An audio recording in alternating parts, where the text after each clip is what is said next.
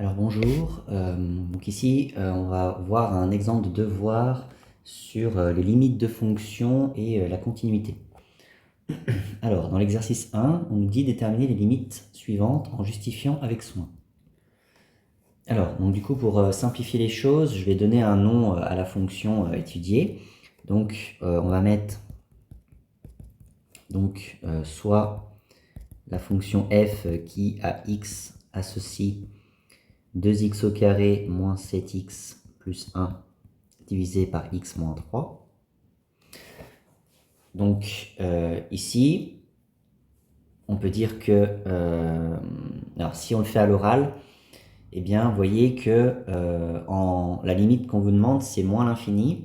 Donc quand x il tend vers moins l'infini, x carré tend vers plus l'infini. Donc multiplié par 2, ça ferait plus l'infini. Moins 7 multiplié par moins l'infini, ça ferait plus l'infini. Donc le numérateur, par addition, ça tendrait vers plus l'infini. Mais du coup, le dénominateur, x-3, ça tendrait vers moins l'infini. Et donc, on est sur une forme indéterminée, du style infini sur infini. Donc peut-être que certains profs qui vous obligeront à écrire clairement la forme indéterminée. Moi, du coup, quand j'en vois une, je procède directement au changement d'expression pour faire sauter l'indétermination. Donc il faut vraiment que vous adaptiez à votre prof. Donc si le prof il vous demande de citer la forme indéterminée, ici ce serait infini sur infini, et vous expliquez, comme je l'ai dit à l'oral, que la limite du numérateur ce serait plus l'infini et que la limite du dénominateur ce serait moins l'infini. Alors ici, du coup, une méthode consiste à factoriser en haut et en bas par le terme en x qui domine.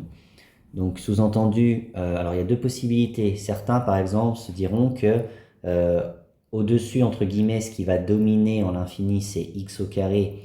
Donc on va factoriser en haut et en bas par x au carré. Et d'autres, du coup, feront juste une factorisation par x carré en haut et une factorisation par x en bas.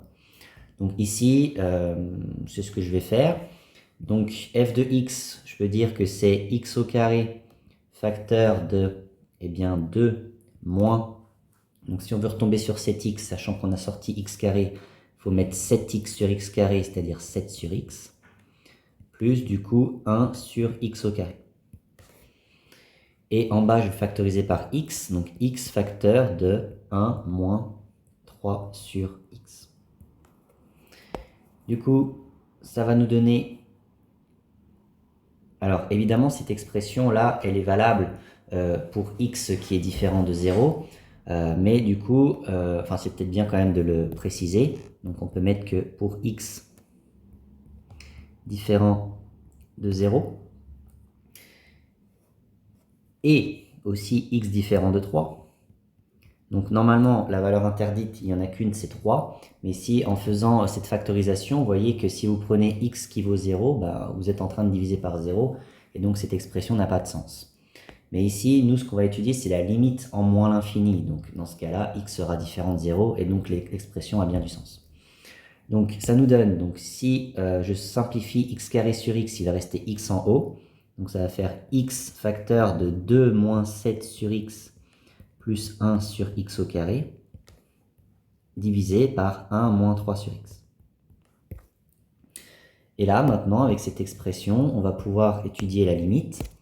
Donc on peut écrire que la limite de 2 moins 7 sur x plus 1 sur x carré, quand x il tend vers moins l'infini, donc 7 sur l'infini et 1 sur l'infini, ça va tendre vers 0, et on ajoute 2, donc ça va tendre vers 2. Ensuite, certains vous feront écrire limite de x, moi je ne l'écris pas. Limite de x, si x il tend vers moins l'infini, bien évidemment que c'est moins l'infini. Donc je trouve ça un petit peu aberrant de le réécrire. Si le prof il l'écrit, vous l'écrivez. Donc là, au numérateur, on va mettre par produit